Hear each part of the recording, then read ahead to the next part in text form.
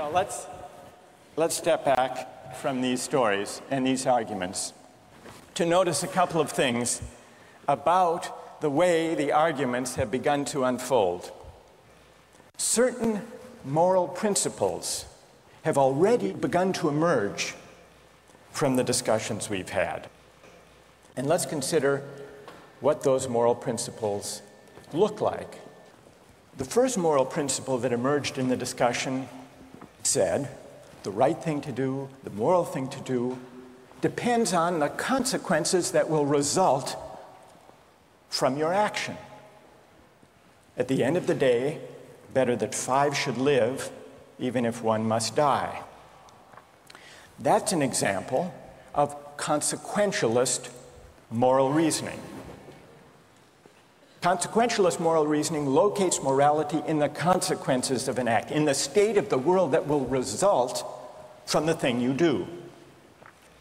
But then we went a little further, we considered those other cases, and people weren't so sure about consequentialist moral reasoning.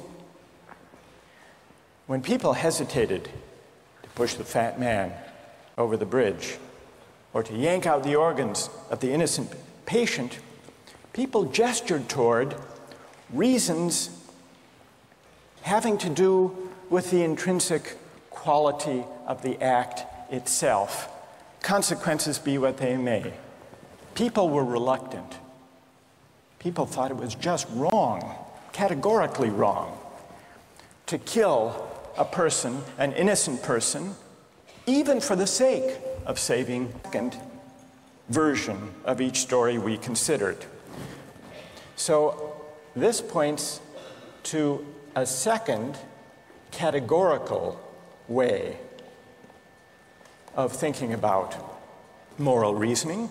Categorical moral reasoning locates morality in certain absolute moral requirements, certain categorical duties and rights, regardless of the consequences. We're going to explore in the days and weeks to come the contrast between consequentialist and categorical moral principles. The most influential example of consequential moral reasoning is utilitarianism, a doctrine invented by Jeremy Bentham, the 18th century English political philosopher. The most important philosopher of categorical moral reasoning is the 18th century German philosopher Immanuel Kant. So we will look at those two different modes of moral reasoning, assess them, and also consider others. If you look at the syllabus, you'll notice that we read a number of great and famous books.